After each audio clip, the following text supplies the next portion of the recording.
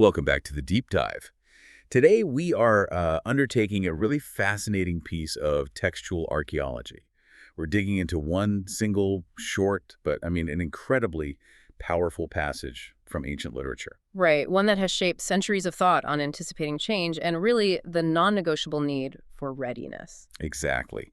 We are diving deep into Matthew chapter 24, specifically verses 37 through 44. And, this passage is famous. It's often associated with these large-scale future events.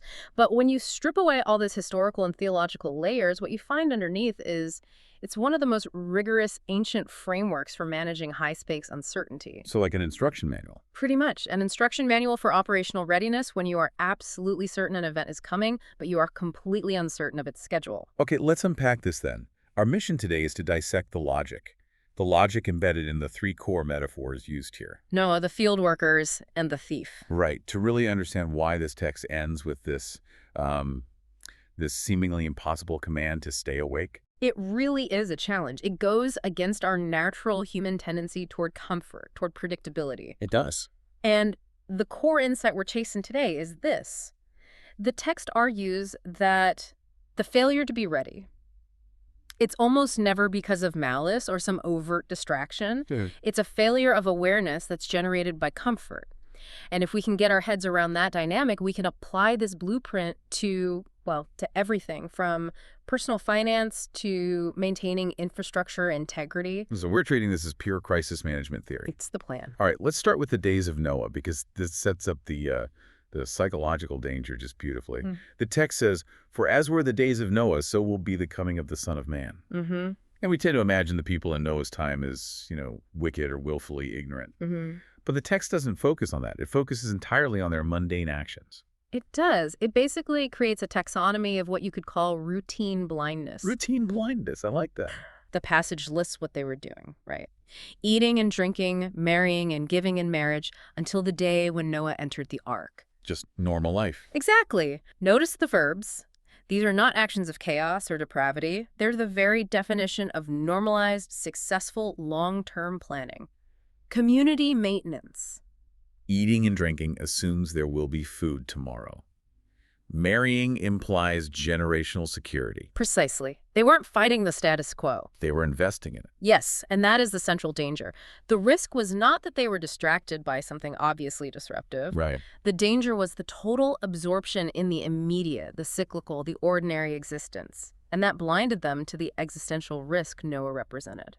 So they had perfected their current system so much that they couldn't even conceive of it ending. Not just ending, but ending suddenly, irreversibly. This resonates so strongly with modern ideas of corporate disruption.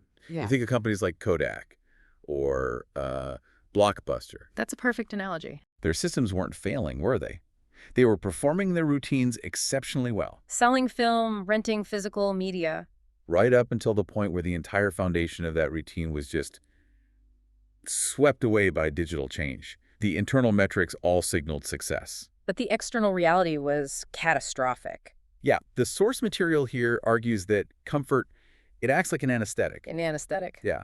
All the activities that make you feel secure, the financial planning, the weekly routines, the 5-year organizational strategies, these can become the very mechanism that makes you functionally unaware of a systemic threat. The text says they were unaware until the flood came and swept them all away.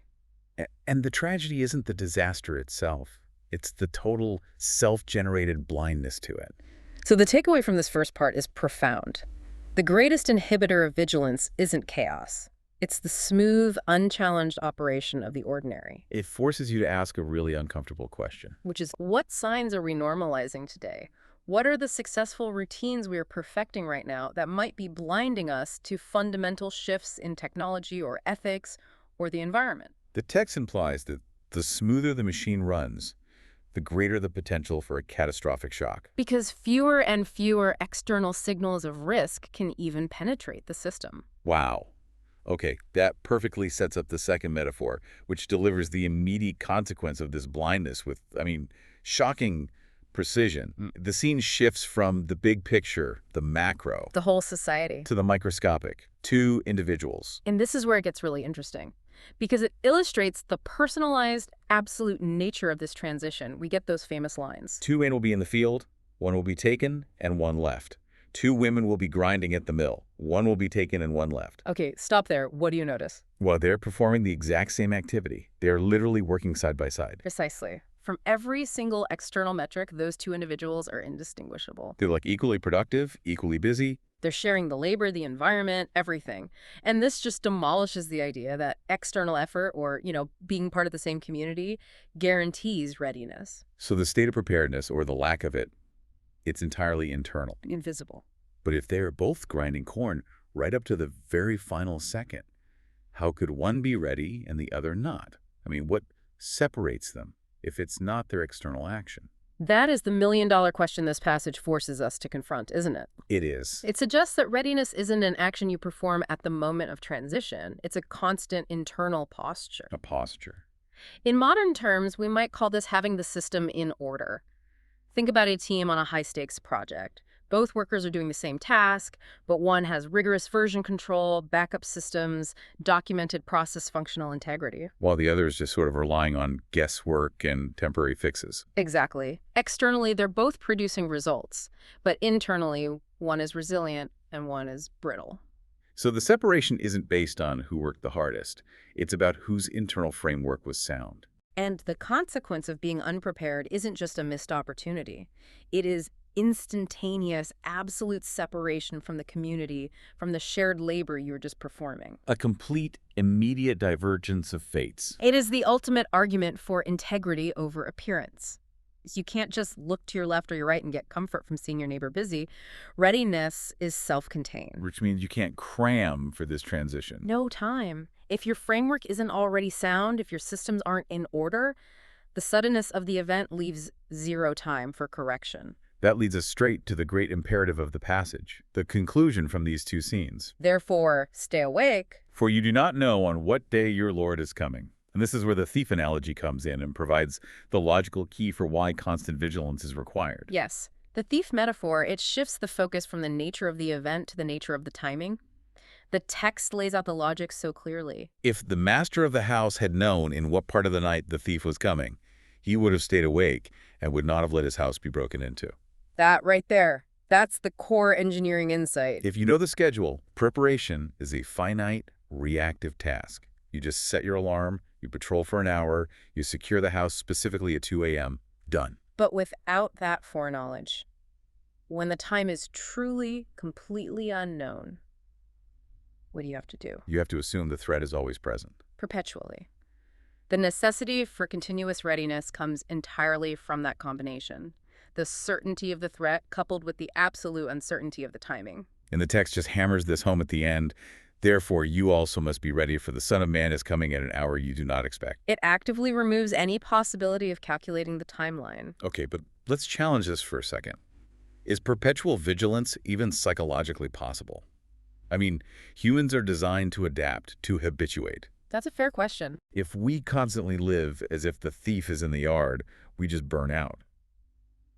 How does this command square with the psychological need for rest or, the operational need to focus on the routine? And that is the most important counter question. I think the passage addresses it, but indirectly. It doesn't demand panic. It demands readiness. Okay, what's the difference? Staying awake doesn't mean standing guard 24 hours a day with a flashlight. It means ensuring your defenses are automated, your systems are resilient, your internal affairs are in constant order. So it shifts the burden from a temporary, intense effort, the cramming session, to a sustainable, passive integrity, a resilient system. Yes. So in our modern analogy, the master of the house doesn't have to stay up all night. He just has to make sure the locks are always maintained, the alarms are always functioning, and the valuables are secured every single moment, whether he's sleeping or awake. The system itself needs to be inherently ready. It's like preparing for a zero-day cybersecurity threat. You can't predict when the new exploit will come. Your only defense is maintaining continuous patches and redundancy. It's the absolute highest standard of proactive operational integrity.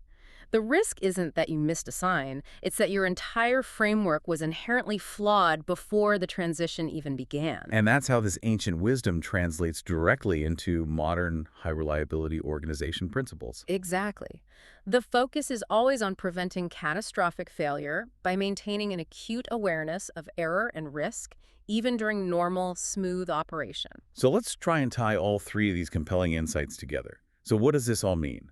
How does this ancient blueprint for high-stakes uncertainty translate into a concrete framework for critical thinking and planning today?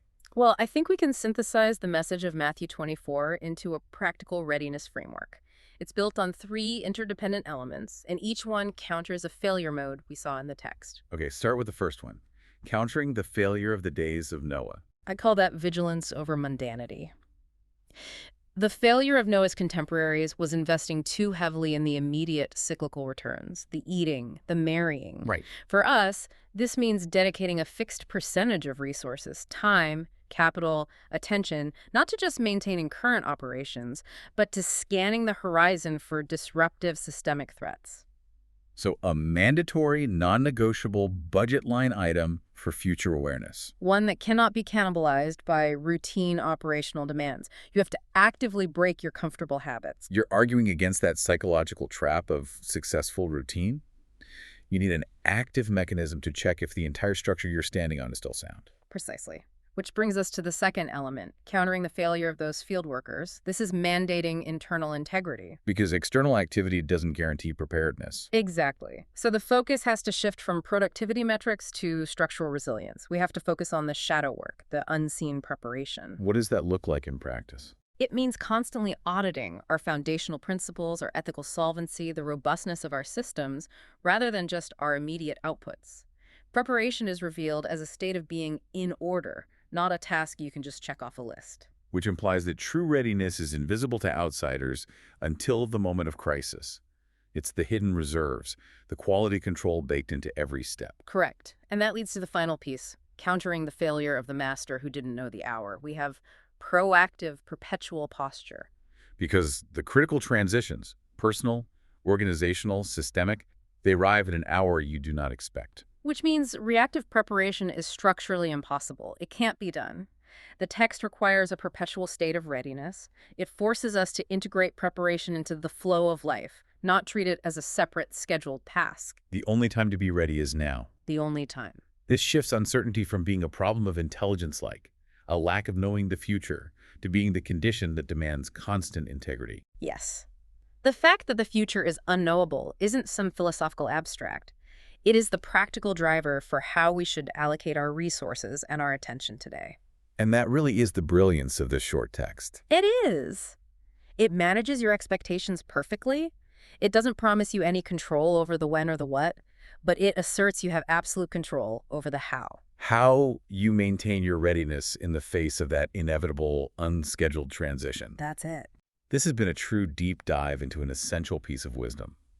We analyze the unawareness generated by the comfort of Noah's time, showing us the danger of a successful routine. We move to the instantaneous separation of the field workers, which underscores that deeply personal, internal nature of true readiness. Right. And finally, we saw how the necessity of constant vigilance, because of the thief's unpredictable timing, it mandates a proactive, perpetual posture. And that leaves us with a final, provocative thought for you, the listener, as you navigate your week. If we accept the premise that the most significant and irreversible changes in life and history arrive precisely when we are most comfortably engaged in the routine, how should this knowledge that you cannot guess the hour fundamentally alter your financial resource allocation, your ethical conduct, and your priorities today? Are you currently perfecting a routine that might be blinding you to the necessary preparation? Something to think about. Something to ponder deeply. Thank you for joining us for this deep dive into readiness and the sudden reality of the unexpected. Until next time, stay vigilant.